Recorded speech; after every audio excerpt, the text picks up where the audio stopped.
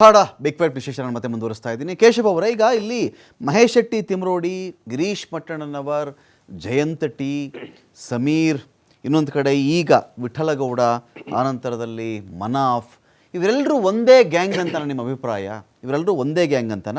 SIT ಮುಂದೆ ಯಾರು ಬೇಕಾದ್ರೂ ದೂರು ಕೊಡಬಹುದು ಅಂತ ಬಂದಾಗ ಅವರವ್ರಿಗೆ ತೋಚಿದ್ದು, ಅವರವ್ರಿಗೆ ಕಾಣಿಸಿದ್ದು, ಅವರವರು ನ್ಯಾಯ ಅಂತ ನಂಬಿಕೊಂಡಿದ್ದು, ಇಲ್ಲೊಂದು ಅನ್ಯಾಯ ಆಗಿದೆ ಅಂತ ಅವ್ರಿಗೆ ಕನ್ವಿನ್ಸ್ ಆಗಿದ್ದು, ಅದಕ್ಕೆ ಸಂಬಂಧಪಟ್ಟಂತೆ ಬಂದಿದ್ದಾರೆ ಅಂತ ತಮ್ಮ ಅಭಿಪ್ರಾಯನ?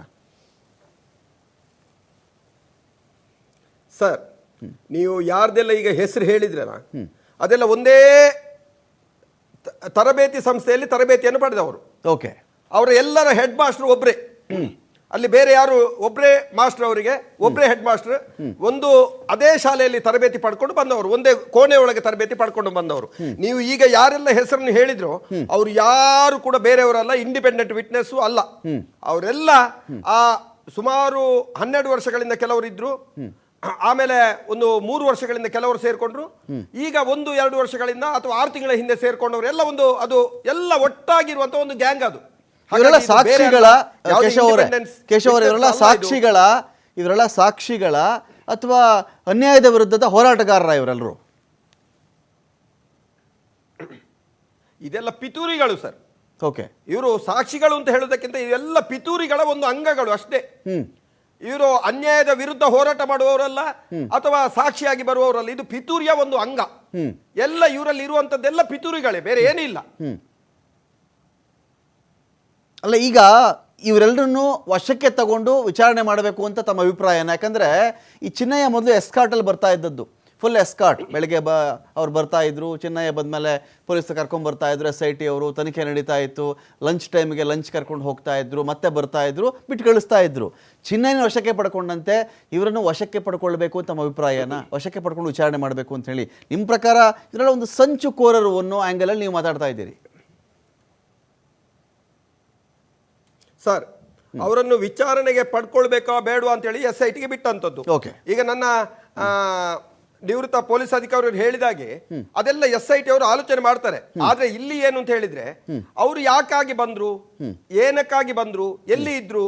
ಈಗ ಒಬ್ಬ ವ್ಯಕ್ತಿಯನ್ನು ಎಸ್ಕಾರ್ಟ್ ಕೊಟ್ಟು ಕರ್ಕೊಂಡು ಹೋಗುವಾಗ ನಾವು ಕೂಡ ಅಬ್ಜೆಕ್ಷನ್ ಮಾಡಿದವರು, ಅವನನ್ನು ಯಾಕೆ ಬಂಧನ ಮಾಡಲಿಲ್ಲ ಅಂತೇಳಿ, ಅವರ ವಿರುದ್ಧ ಯಾಕೆ ಕೇಸನ್ನು ದಾಖಲು ಮಾಡ್ತಾ ಇಲ್ಲ ಅಂತೇಳಿ ನಾವು ಅದನ್ನು ಅಬ್ಜೆಕ್ಷನ್ ಮಾಡಿದವರು. ಆಗ ನಮಿಗೂ ತಲೆಗೆ ಏನು ಹೋಗ್ತಿತ್ತು ಅಂತ ಹೇಳಿದ್ರೆ, ಬೆಳಿಗ್ಗೆ ಬರ್ತಾರೆ, ಒಂದು ಬಾಡಿ ಗಾರ್ಡ್ಸ್ ಬಂದಾಗ ಅವರನ್ನು ಕರ್ಕೊಂಡು ಬರ್ತಾರೆ, ಮಧ್ಯಾಹ್ನ ಊಟ ಮಾಡ್ತಾರೆ, ಹಿಂದೆ ವಕೀಲರುಗಳು ಇರ್ತಾರೆ, ರಾತ್ರಿ ಎಲ್ಲಿಗೋ ಹೊರಟು ಹೋಗ್ತಾರೆ, ಅವ್ರು ಎಲ್ಲಿಗೆ ಹೋಗ್ತಾರೆ ಅಂತ ನೋಡಿ ಅವರನ್ನು ಅರೆಸ್ಟ್ ಮಾಡಿ ಅಂತ ಹೇಳಿ ನಾನು ಕೂಡ ಹೇಳಿದವನೇ.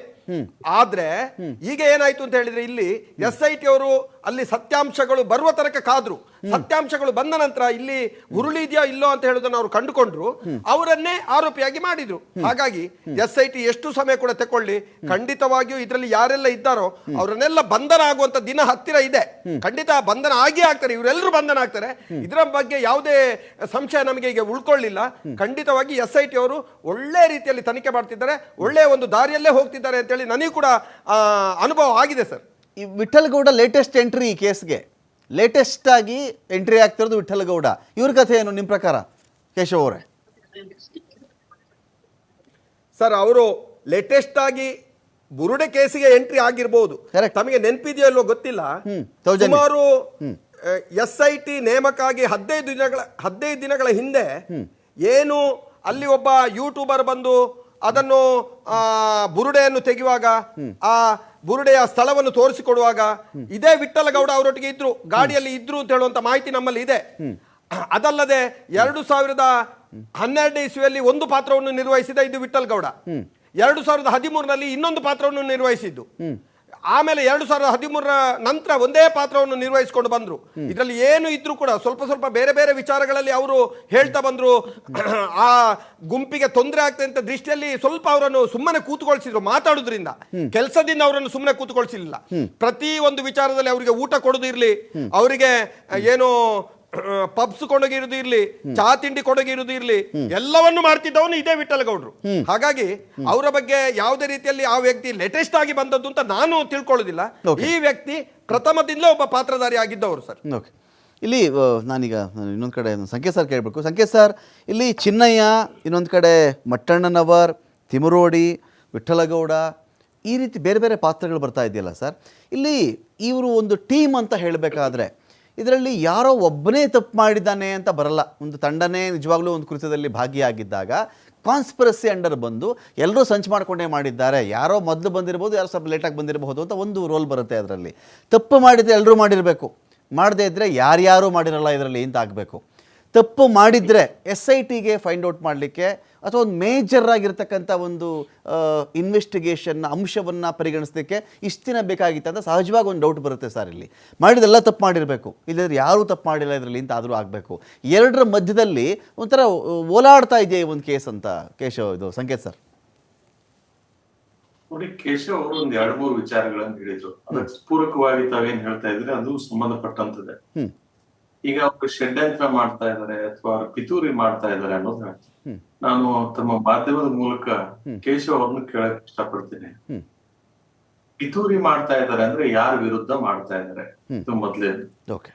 ಎರಡನೇದ್ದು ಯಾವ ಕಾರಣಕ್ಕಾಗಿ ಮಾಡ್ತಾ ಇದ್ದಾರೆ, ಎರಡನೇದ್ದು.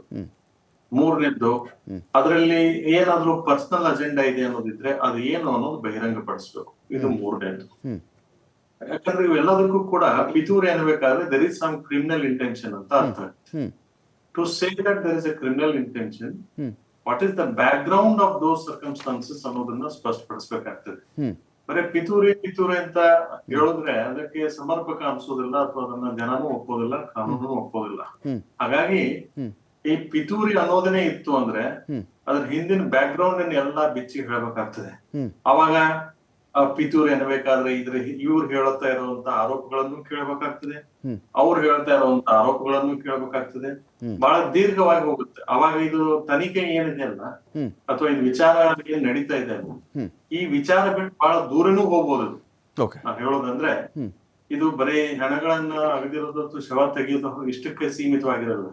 ಇದ್ರ ಹಿಂದೆ ಬಹಳ ದೊಡ್ಡದ ಪಿತೂರಿ ಇದೆ ಅನ್ನೋದಾದ್ರೆ, ಬಹಳ ಜನ ಅದ್ರಲ್ಲಿ ಕೊಲೂಡ್ ಆಗಿದ್ದಾರೆ ಅನ್ನೋದಾದ್ರೆ, ಇಷ್ಟೊಂದು ಜನ ಕೊಲೂಡ್ ಆಗಿದ್ದಾರೆ ಅನ್ನೋದಿದ್ರೆ ಅದ್ರಲ್ಲಿ ಏನೋ ಬಹಳ ದೊಡ್ಡ ವಿಚಾರ ಇರಬೇಕು ಅನ್ನೋದನ್ನ ಅದು ಸಮಾಜಕ್ಕೆ ಒಂಥರ ಸಂಶಯ ಹುಟ್ಟಾಗ್ತದೆ. ಹಾಗಾಗಿ ಇದನ್ನ ಎಲ್ಲವನ್ನೂ ಇಟ್ಕೊಂಡೇನೆ ಚರ್ಚೆ ಮಾಡ್ಬೇಕಾಗ್ತದೆ. ಆತರ ಪಿತೂರಿ ಅನ್ನೋ ಮುಂದ್ ಬಂದ್ರೆ, ಯಾಕಂದ್ರೆ ಎರಡು ಕಡೆ ತಿಳ್ಬೇಕಾಗತ್ತ ಅವಾಗ.